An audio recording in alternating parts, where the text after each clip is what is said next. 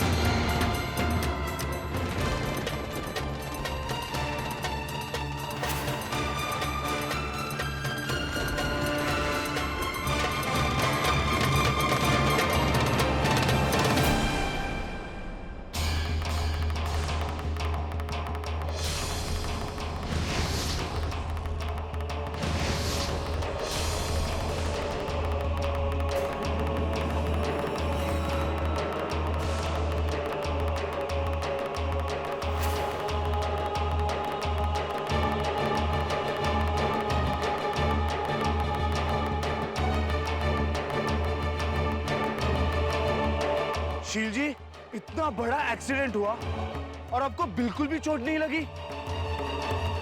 कहीं आपको अंदरूनी चोट तो नहीं लगी?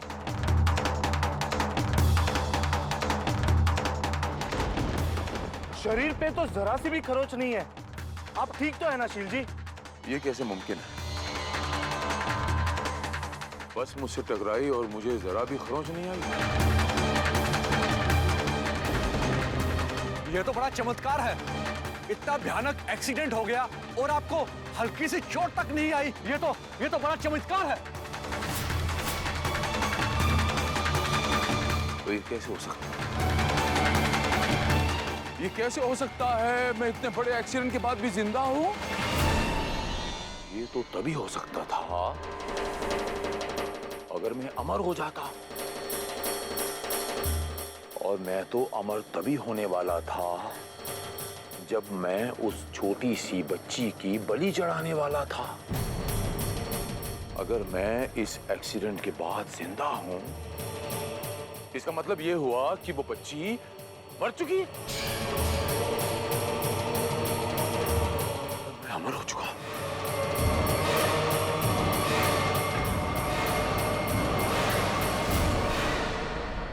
माँ, आप इस चीज को हमेशा रोकना चाहती थी और आज आपने मेरी बच्ची को बचाने के लिए शील कुमार को अपने अमर कर दिया। मैं अमर हो गया हूं। अमर हो गया हूं। मेरे पास ये एक ही रास्ता बचा था वैष्णवी। विधि के विधान के चलते मैं शील कुमार को मार तो नहीं सकती थी, पर तेरी बच्ची और तेरे पिता को बचाने के लिए शील कुमार के साथ खेल अवश्य खेल सकती हूँ। खेल? कैसा खेल माँ? मैं कुछ समझी नहीं। मैंने उसके अमर होने की लालसा को उसके ही विरुद्ध अस्त्र बनाया है। वो अमर होना चाहता था तो मैंने उसे अमर होने का भ्रम दे दिया। वो इस भ्रम में आकर तेरी बच्ची का पीछा अवश्य छोड़ देगा और तेरे पिता को समय मिल जाएगा स्वयं को बचाने के लिए। बिना इस भ्रम के तेरी बच्ची को बचाना कठिन था।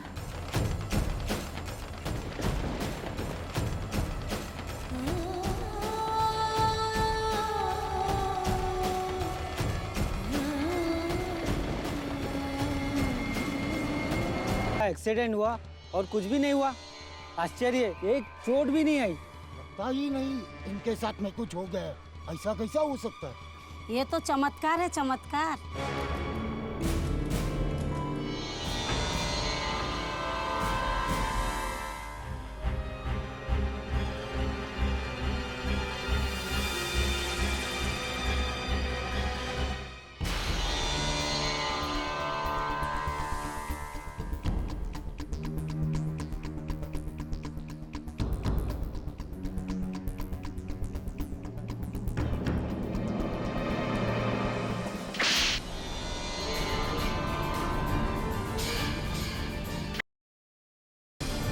जी ये क्या कर?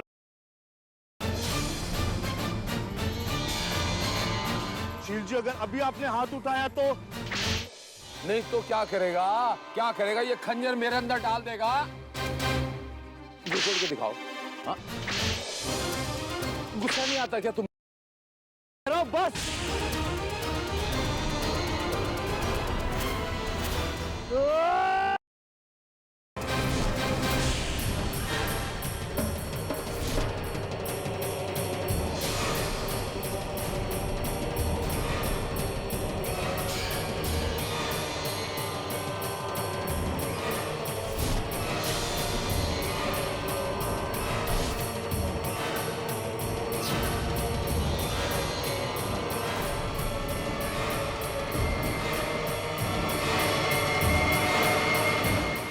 कर दीजिए, मुझे माफ कर दो शील कुमार जी, मुझसे बहुत बड़ी गलती हो गई। मुझे माफ कर दीजिए, ये बहुत बड़ी गलती कर दी मैंने।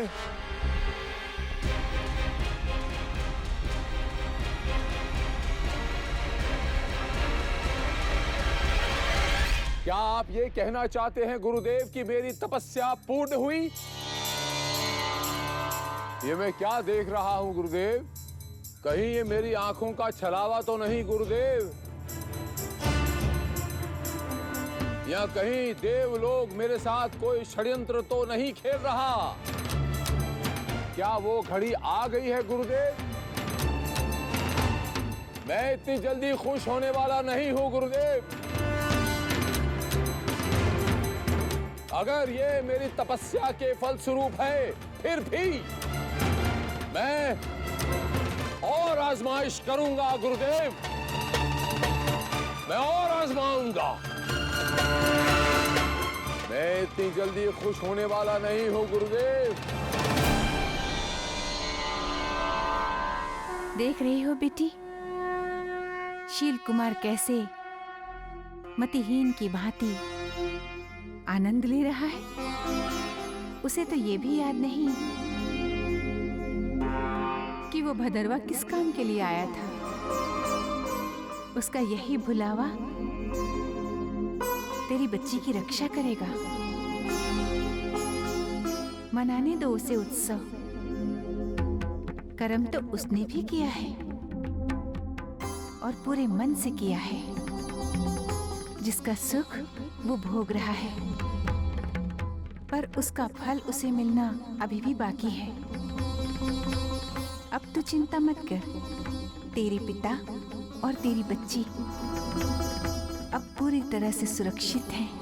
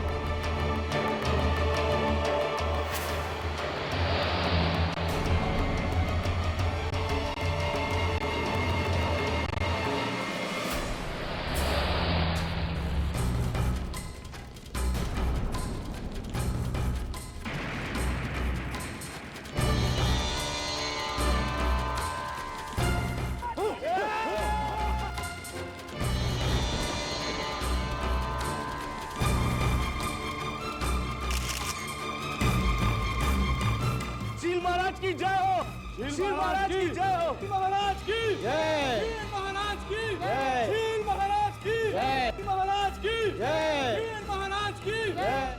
जय हो। महाराज की जय हो। शील जी, कैसा महसूस हो रहा है आपको? आखिर इन सब शक्तियों का राज क्या है? कोई राज नहीं है ये। हमारे खानदान ने पूरी जिंदगी माता रानी की पूजा की है। शील कुमार ने भी वही किया है। हम तो माता रानी की चरणों की धूल हैं।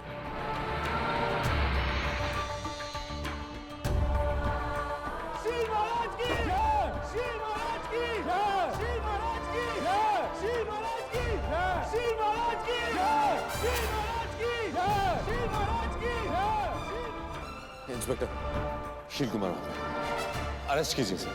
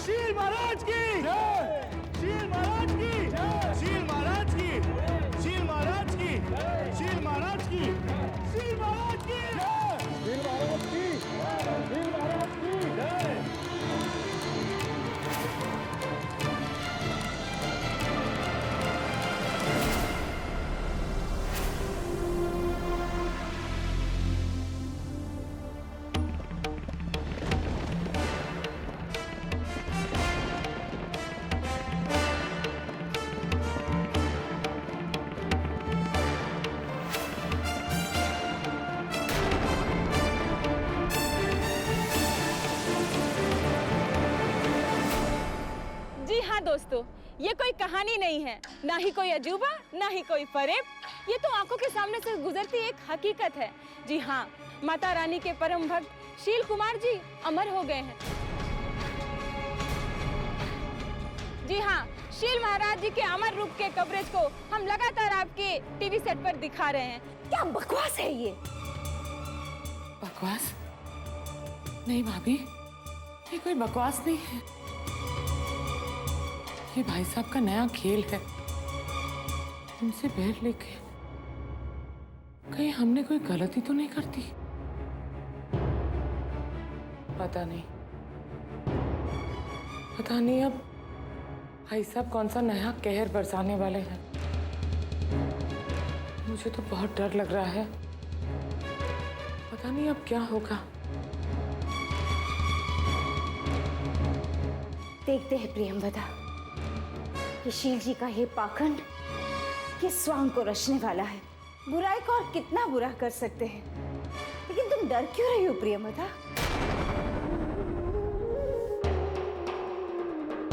ये कैसी बातें कर रही है भाभी? कैसे ना डरूं? डरने की बात है भाभी। आपको याद है ना भाई साहब ने टिच्ची और वैष्णवी की क्या हालत की थी? याद है आपको या भूल गई? मुझे सब कुछ याद है भाभी, सब कुछ याद है मुझे। इसीलिए मुझे डर लगता है।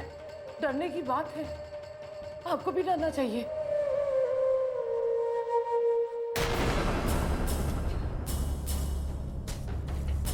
गुलफाम, गुलफाम, आजा, आजा बेटा। नहीं, क्या हुआ पंडित जी? आप रुक क्यों गए? मैं भाग नहीं सकता, मैं भाग नहीं सकता बस। पंडित जी, आप ऐसे हिम्मत मत हारिए। उठिए पंडित जी, ऐसे हिम्मत मत हारिए। चलिए पंडित जी। कहाँ से हिम्मत लाऊं बेटा, कहाँ से हिम्मत लाऊं? हिम्मत लाता भी हूँ तो इस शरीर में जान कहाँ से लाऊं? अब और नहीं मुझसे नहीं होगा। पंडित जी, ये शील कुमार अभी भी बदरवा में ही है। उनके गुंडे हमें जरूर ढूंढ रहे होंगे।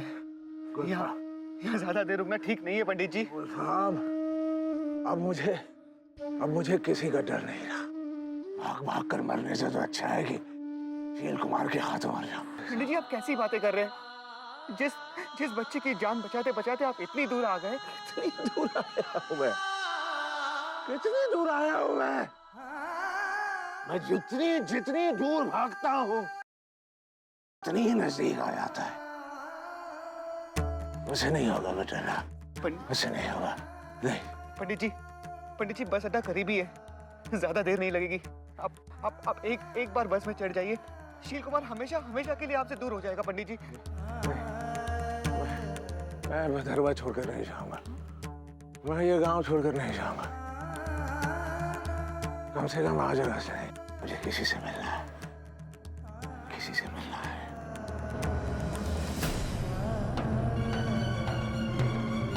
किससे मिलना है पंडित जी? है कोई गुलफाम, है कोई, है जिससे मिलना है।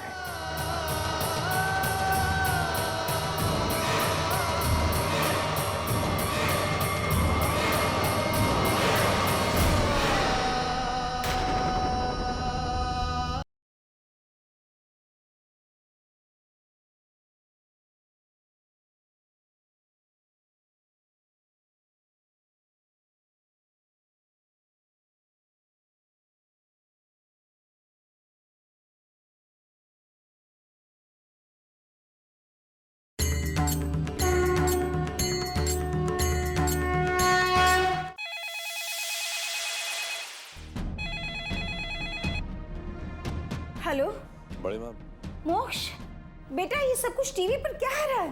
अरे मेरी कुछ समझ में नहीं आ रहा बड़ी माँ। ये शील कुमार अब क्या नौटंकी कर रहा है।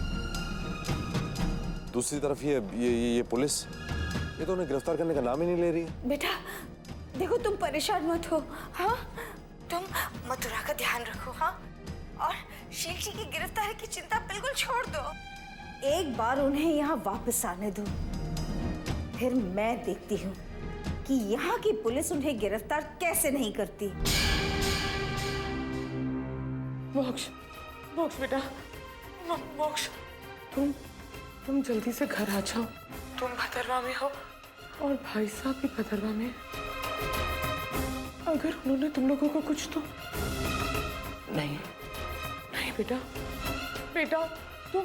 तुम लोग इसी वक्त निकलो तुरंत। हाँ माँ, हाँ।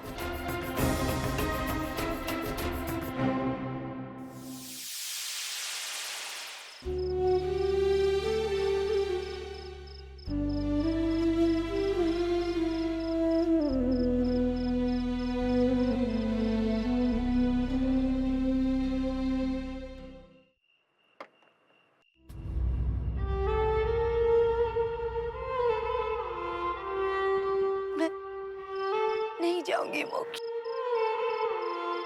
नहीं जाऊंगी। मैं यहाँ पर अपनी बच्ची को लेने आई थी और उसे लिए बगैर मैं नहीं जाऊंगी मोक्ष। अगर आपको जाना है तो आप जा सकते हैं, मैं नहीं जाऊंगी। कैसी बातें कर रही हो मथुरा? मैं तुम्हें यहाँ पर इन हालातों में अकेला छोड़कर चला जाऊं? बड़े पापा का रूप तुमने देखा ना मधुरा? तुम्हें लगता है कि हम उनका कुछ कर सकते हैं? हैवान बन गए हैं वो, हैवान। अरे पुलिस भी उनके पैरों में गिरी पड़ी, और उधर उधर माँ चिंता कर रही है हमारी कि वो पता नहीं हमारे साथ क्या कर सकते हैं। मोक्ष, हम लोग बड़े पापा की नजरों से छुपकर रहेंगे। जैसे ही हमें हमारी बच्ची मिल जाएगी, हम उसे लेकर चुपचाप यहाँ से चले जाएंगे। मधुरा, तुम्हें लगता है कि शील कुमार से अब कोई छुप सकता है? अरे देखे नहीं तुमने उनकी करतूतें? ऐसा ना हो मधुरा कि तुम अपने बच्चे को ढूंढते ढूंढते अपने पति को खो बैठो। ऐसा ना हो कि अपने बच्चे की तलाश में कोई दूसरी माँ अपने बेटे को खो बैठे।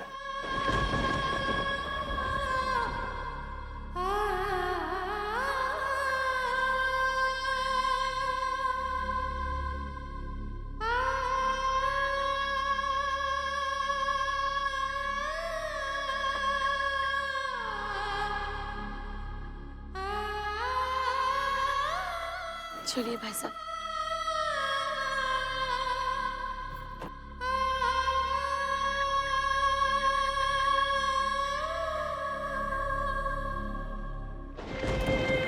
मुड़कर देख लिया, कोई पीछा तो नहीं कर रहा है? पंडित जी, कोई पीछा क्या करेगा? पूरा बदरवा तो कुछ और ही देख रहा है। बदरवा की बात नहीं कर रहा हूं मैं उस कपटी शील कुमार की बात कर रहा हूं। शील कुमार के पास अब मेरे आपके लिए कोई फुर्सत नहीं है। वो तो उसी बस अड्डे पे मदारी की तरह मजमा जमाए बैठा हुआ है। सुना है कोई करतब दिखा रहा है। कैसे करतब? पंडित जी, मैं बच्ची को दूध पिला देता हूँ। आपने भी तो कुछ खाया नहीं होगा, आप कुछ खा लीजिए ना। मैं बच्ची को दूध पिला लूंगा, मैं भी खा लूंगा। कैसे करतब? छोड़िए ना पंडित जी शील कुमार की बातें। ये लीजिए, आप बिस्कुट खा लीजिए। बिस्कुट गई भाड़ में। क्या कैसे करतब तो बता। गुलफाम कैसे करतब बताओ मुझे।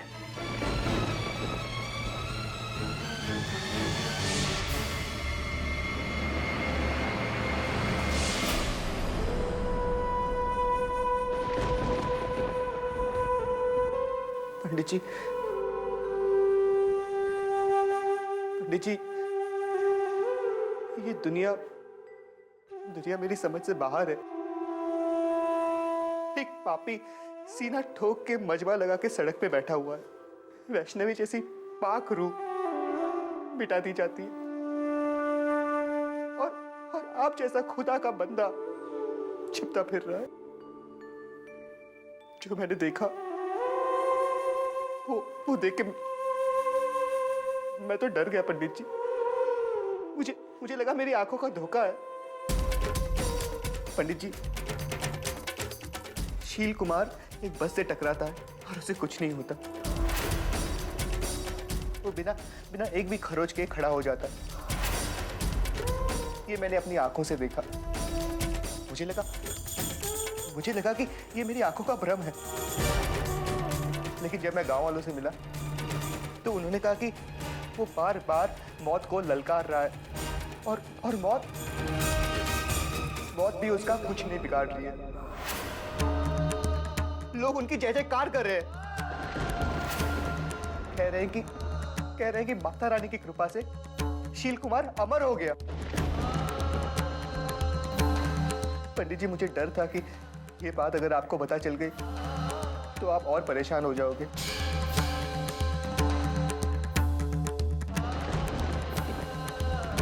इसीलिए ये बात मैं आपसे छिपा रहा था।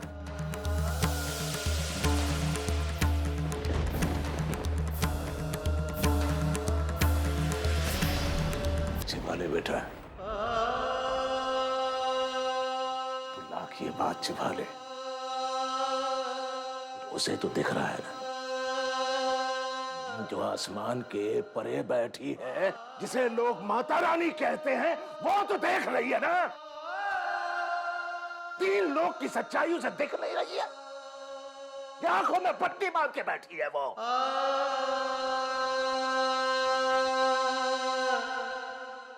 हम लोगों ने जो कल्पना की थी कि आसमान के परे कोई दिव्य शक्ति है जिसे हम माँ, भगवान, माता रानी के नाम से जानते हैं, नहीं है। सब झूठ है, सब छल है, हमारी आंखों का भ्रम है। जिस दिव्य लोक की हम कल्पना करके बैठे थे कि आसमान के परे है, नहीं है, नहीं है। अगर होता तो ये सब कुछ नहीं होता जो यहां हो रहा है। पापी अपना साम्राज्य बुलंद कर रहे हैं और देवता बेबस हो रहे हैं। वाह,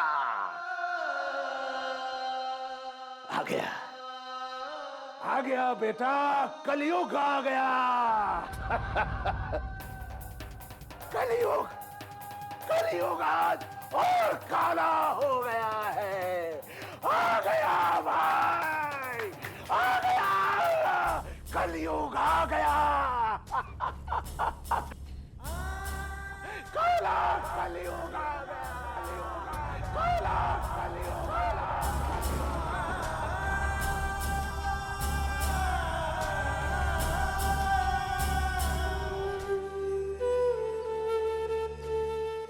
मेरे बाबूजी ने पूरी जिंदगी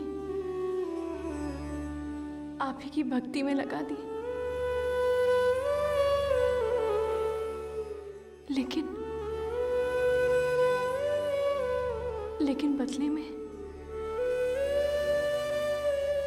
बदले में उन्हें क्या मिला? सिर्फ दर्द। जब मैं छोटी थी तो मेरी माँ बचपन में ही मेरे बाबूजी को छोड़कर चली गई, और जब मेरे बाबूजी ने मुझे माँ की कमी पूरी करने की कोशिश की, जब उन्होंने माँ की ममता बनकर मेरे साथ रहने की कोशिश की,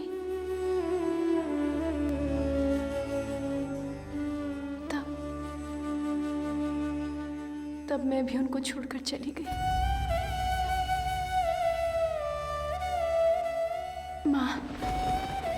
माँ, मुझे इस बात का दुख नहीं है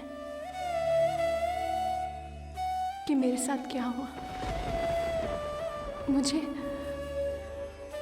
मुझे सिर्फ एक बात चुभती है कि मेरे बाबूजी के साथ ऐसा क्यों हो रहा है। माँ,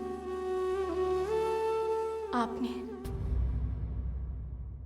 मधुरा भाभी की बच्ची को बचाने के लिए उस नन्ही से जान को आपने मेरी कोख में डाल दिया, लेकिन आज उस बच्ची को बचाने की राह में इतनी मुश्किलें क्यों माँ? ऐसा क्यों माँ? क्यों सच हार रहा है?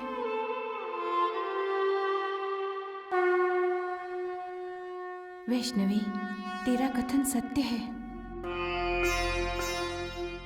मुझ पर शंका होना भी स्वाभाविक है, पर हम दैवीय शक्तियों की भी कुछ अपनी सीमाएं होती हैं।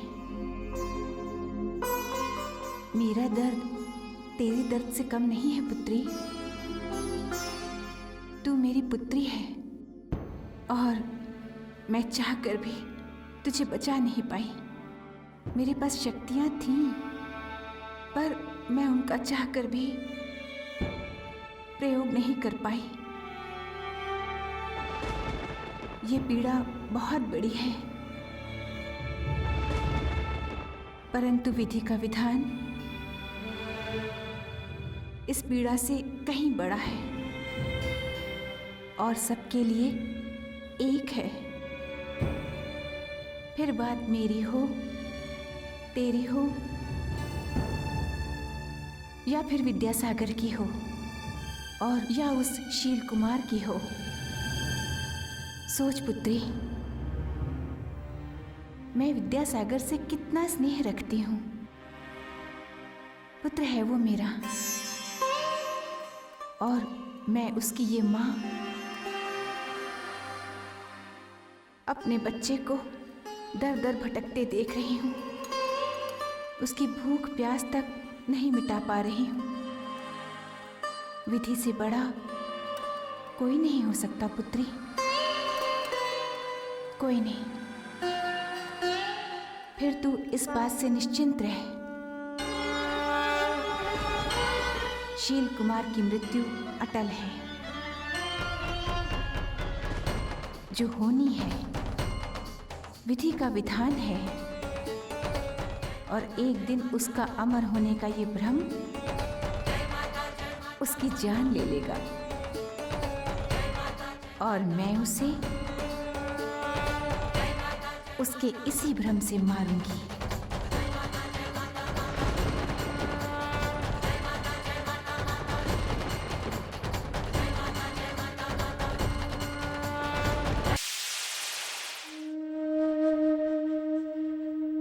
प्रियंवदा, तुमने हार मान ली? हार तो हम बहुत पहले गए थे भाभी, लेकिन पता नहीं क्यों मानने को तैयार ही नहीं थे। हाँ भाभी, मैं हार चुकी हूँ। ये हमारे पिछले जन्म के कर्म है भाभी, जो हम लोग इस घर में भी आए गए हैं। और भाई साहब जैसे इंसान का सामना करना पड़ा है हमें। अभी मैं थक चुकी हूँ मैं इस तरह से हार हार के। पता नहीं अब कौन सा कहर इस घर पे आने वाला है, और हम लोग चाह कर भी कुछ नहीं कर पाएंगे हम। अभी हम लोग कुछ नहीं कर पाएंगे हम। कुछ नहीं कर पाएंगे।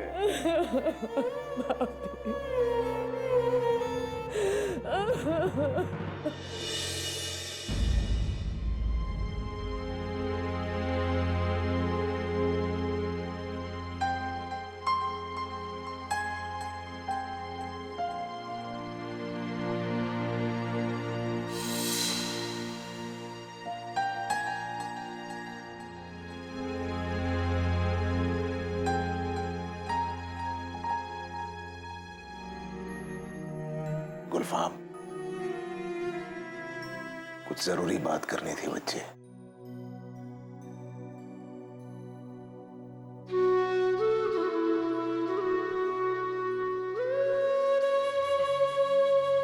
गुलफाम, तू मेरा बेटा नहीं है, फिर भी एक बेटे से कहीं अधिक अपनी जान की भी परवाह नहीं की बच्चे तूने मेरे लिए। मैं तेरा ये एहसान कैसे उतारूंगा?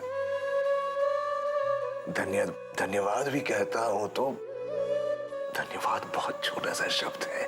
पंडित जी, आप ये सब नहीं, मुझे बोलने दे बेटा, मुझे बोलने दे। क्या पता कल मौका मिले या ना मिले, पता नहीं परिस्थिति कहां ले जाएगी। तुझसे मुलाकात हो या ना हो। पंडित जी, ये आप कैसी बातें कर रहे हैं? हाँ, आजकल मैं कैसी बातें कर रहा हूं। कभी तो मैं खुद हैरान हो जाता हूँ बच्चे, मैं कैसी बातें कर रहा हूँ।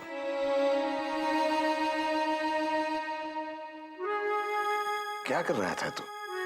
जी, ये आपके झोले की चेन खराब हो गई थी, टूट गई थी, तो मैं इसे ठीक कर रहा था। टूटी हुई चैन तो जुड़ जाएगी बेटा, लेकिन मेरा क्या?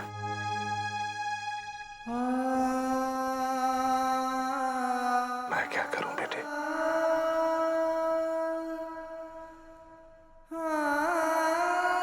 चल बैठ। बता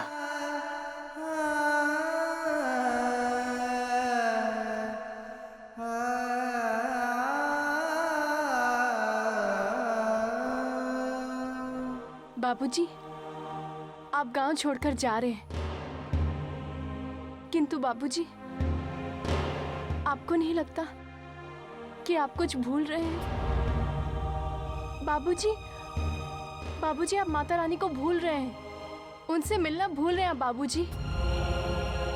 ऐसे कैसे हो सकता है कि आप गांव छोड़कर जाएं, वो भी बिना माता रानी से मिले? आज तक कभी ऐसा नहीं हुआ कि आप गांव छोड़कर गए हो और माता रानी के मंदिर में आपने माथा ना टेका हो। फिर बाबूजी, आप आज ये बात कैसे भूल गए?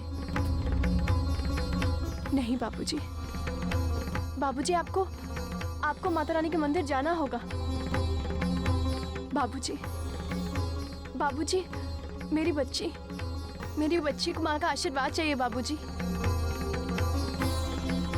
बाबूजी, आप सुन रहे हैं ना मैं क्या कह रही हूँ? बाबूजी, बाबूजी, ऐसा मत कीजिए। बाबूजी, माता रानी का आशीर्वाद मेरी इस बच्ची का अधिकार है। बाबूजी, इस अधिकार को मत छीनिए। एक बार मेरी बच्ची को माता रानी के दर्शन करने दीजिए। बाबूजी, बाबूजी, ऐसा मत कीजिए। बाबूजी, बाबूजी, आप सुन रहे हैं ना मैं क्या कह रही हूँ? बाबूजी, बाबूजी, बाबूजी, बाबूजी,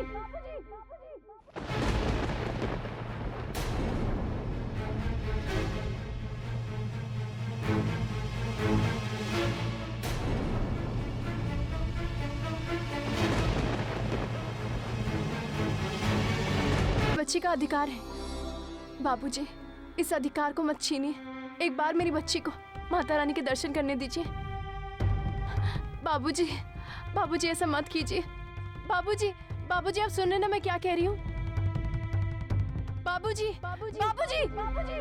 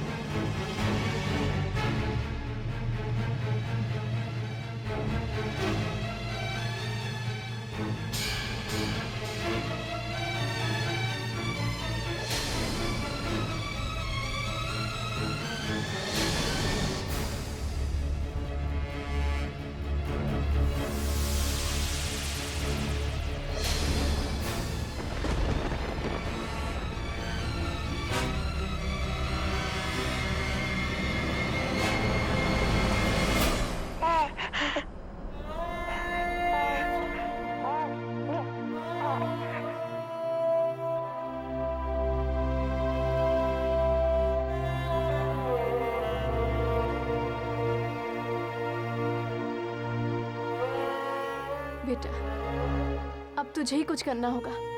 तुझे उन्हें समझाना होगा कि वो कुछ भूल रहे हैं जो तेरे लिए बहुत जरूरी है। कुछ कर बेटा।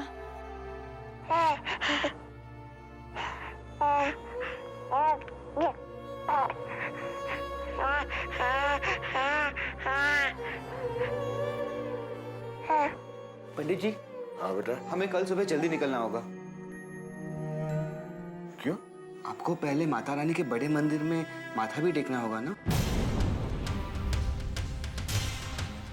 उसके बाद ही तो आप जाएंगे। माता रानी के मंदिर माथा टेकने मैं क्यों जाऊं? पंडित जी। ना जाना होगा।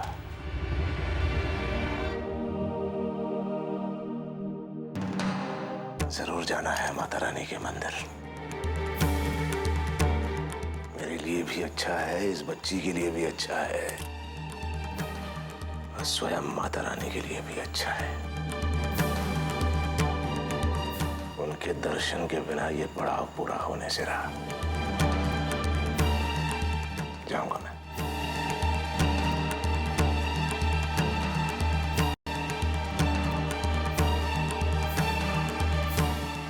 जाऊंगा मैं, जरूर जाऊंगा।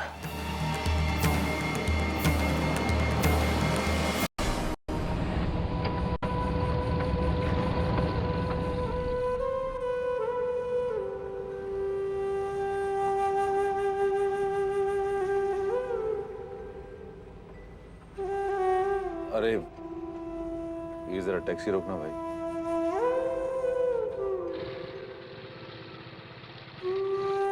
जरा थोड़ी देर के लिए बाहर जाना भाई।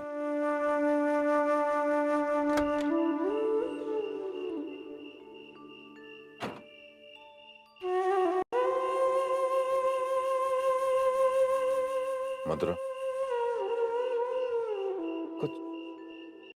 कुछ तो बोलो प्लीज। मधुरा ऐसे मत करो।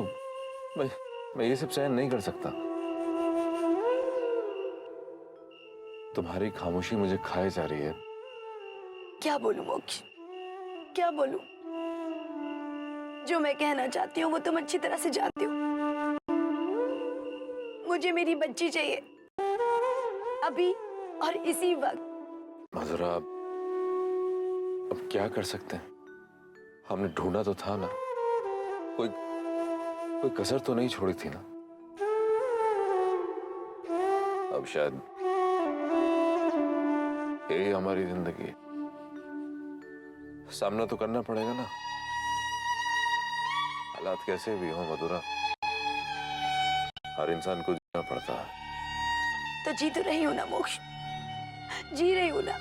मैंने हर हालात में जिंदगी जी है। जब तुम नताशा के पास चले गए थे तब भी मैं जिंदगी जी रही थी। जब मेरी बच्ची कानू मुझे छोड़कर चली गई तब भी मैं जिंदगी जी रही थी। और जब वैष्णवी मुझे छोड़कर चली गई तब भी मैं जिंदगी जी रही थी। और आज भी जी रही हूं मैं जिंदगी। लेकिन मुझे एक बात बताओ, कोई फायदा नहीं, कोई फायदा नहीं है ऐसी जिंदगी जीने का। देखो ना, आज हम दोनों एक दूसरे से बात तक नहीं कर पा रहे और जिस तरह के हालात चल रहे हैं ना, हम दोनों एक दूसरे की नजरों से ही कतराएंगे। क्योंकि दो हारे हुए लोग बहुत देर तक एक दूसरे का सामना नहीं कर पाते। हम लोग भी नहीं कर पाएंगे, नहीं कर पाएंगे एक दूसरे का सामना। ऐसा कभी नहीं होगा मधुरा। तुम्हें वो दिन कभी नहीं देखना पड़ेगा जब हम एक दूसरे की नजरों से कतराएं, एक दूसरे की शक्ल देखने से कतराएंगे। वो दिन कभी नहीं आएगा मधुरा, कभी नहीं आएगा। अरे सुनना भाई, वापस चलते हैं, टैक्सी वापस ले लो।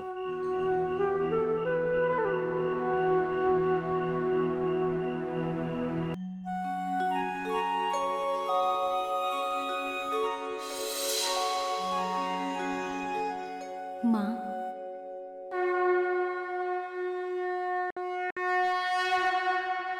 बापूजी ने आपको अपनी भक्ति से काटा नहीं है। आज भी उनके दिल में आपकी भक्ति जिंदा है। मेरे बापूजी मेरी बच्ची को लेकर मंदिर जा रहे हैं। वो मेरी बच्ची को आपके दर्शन कराना चाहते हैं। आप नहीं जानती, आज मैं बेहद खुश हूँ। ये तो बहुत प्रसन्नता की बात है पुत्री। भले ही विद्यासागर मेरा आशीर्वाद लेने आ रहा है, पर क्षमा तो मुझे उससे मांगनी है। पर अब जो वो मेरे पास आ रहा है, मैं उसके सारे कष्ट हर लूंगी और उसके जीवन में खुशियां ही खुशियां भर दूंगी।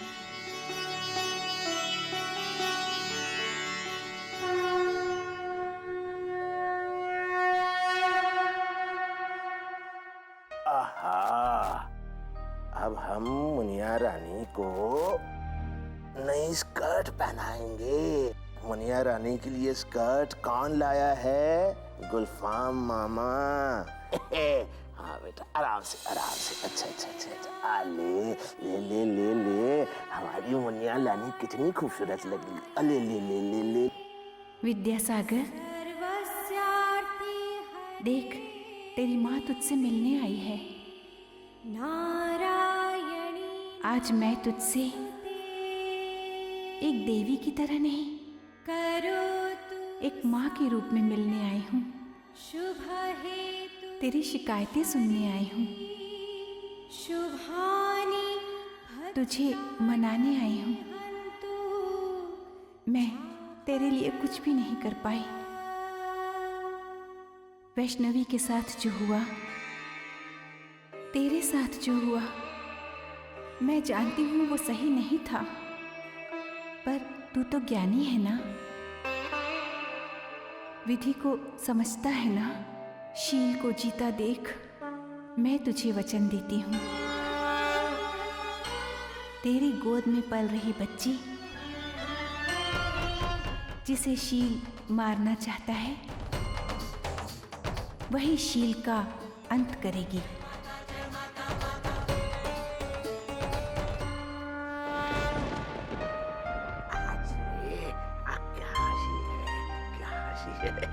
कैसी हंसती है बेटा तू? कैसे हंसती है? इतनी खुश, इतनी खुश। रूठा हुआ है ना मुझसे? क्रोध भरा हुआ है ना तेरे अंदर? अधिकार है तुझे रूठने का, पर मेरे बच्चे, एक बार तो अपनी माँ से पूछ कि वो तेरी मदद क्यों नहीं कर पाई। मुझे भी तो अपना पक्ष रखने का अधिकार दे। इस बच्ची पर मेरा भी अधिकार है, जैसे कि तुझ पर है। नानी हूं मैं इसकी।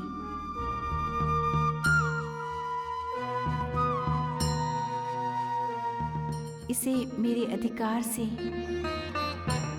मेरे द्वार से वंचित मत रख। तू एक बार अपनी माँ के द्वार पर आ। मैं तेरी माँ हूं। तेरे जीवन के उखड़े पन्नों को जोड़ तो नहीं पाऊंगी, पर हाँ, मैं तेरे जीवन को एक नए अध्याय की शुरुआत अवश्य दे सकती हूँ।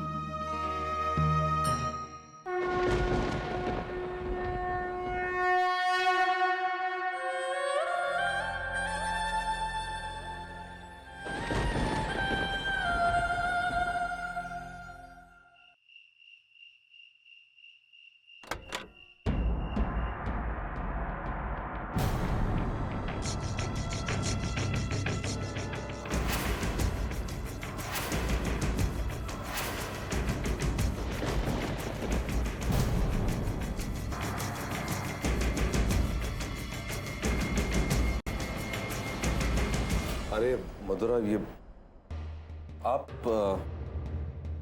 ये वैष्णवी के दोस्त गुलफाम है ना? जी, लेकिन आप लोग यहाँ पर क्या कर रहे हैं? आपको पता है कि पंडित जी कहाँ हैं?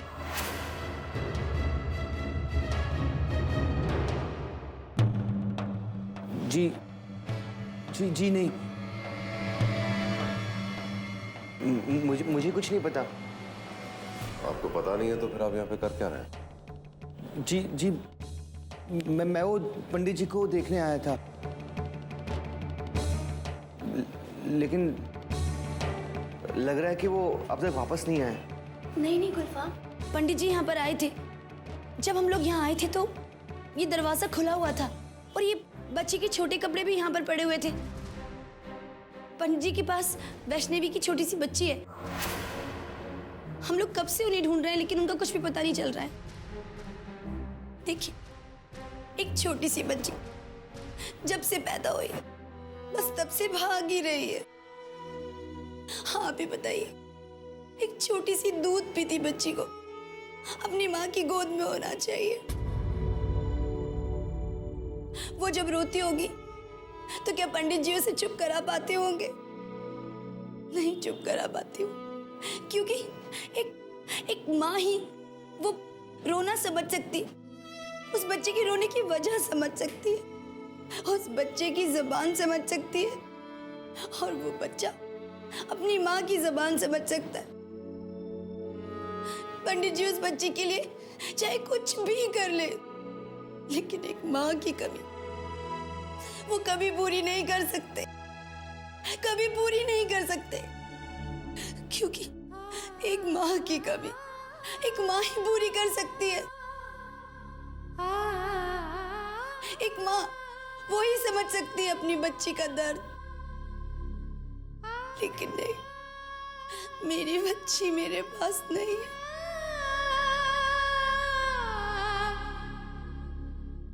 मुझे उस बच्ची का रोना सुनाई देता है, उसका बिलखना सुनाई देता है। चुप हो जाओ। आपको पंडित जी के बारे में कुछ पता है? वो बच्ची के बारे में कुछ पता है क्या?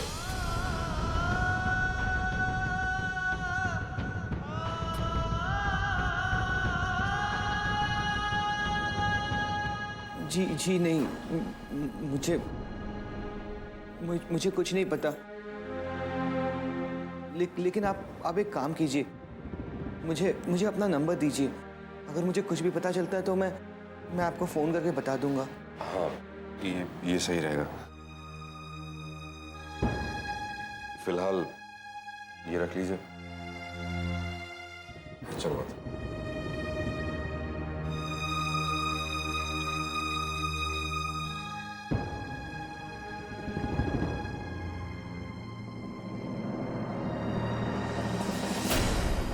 मुनिया रानी बड़ी सयानी, सयानी है ना मेरी मुनिया रानी, सयानी है ना। ये देखो कौन आया, मुनिया रानी का गुलफाम मामा आ गया गुलफाम मामा। ये देख, पूछो गुलफाम मामा क्या हुआ, पूछो।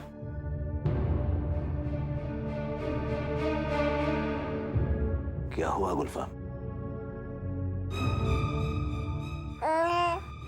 पंडित जी, आप गलत कर रहे हैं आप पंडित जी। ये अचानक तुझे क्या हो गया बच्चे? हैं? मैं जब आपके घर गया था तो वहां मुझे मधुरा और मोक्ष मिले।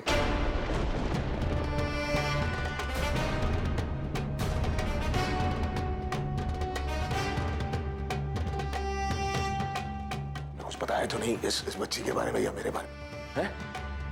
नहीं, मैंने उन्हें कुछ नहीं बताया। पर पंडित जी, आप गलत कर रहे हैं। वो लोग इस बच्ची को ढूंढते ढूंढते यहाँ तक आ गए। दिन भर वो आपके घर के बाहर बैठे होते, आपका, इस बच्ची का इंतजार करते, फिर निराश होकर चले जाते हैं। उनका भी तो हक है इस बच्ची पर।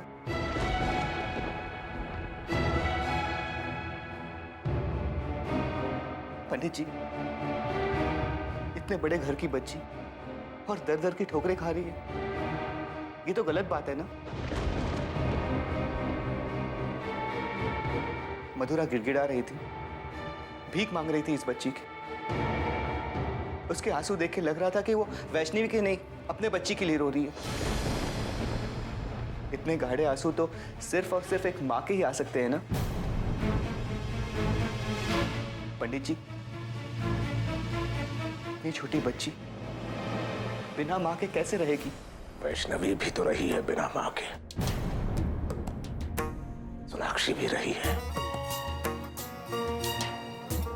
ये भी रह लेगी।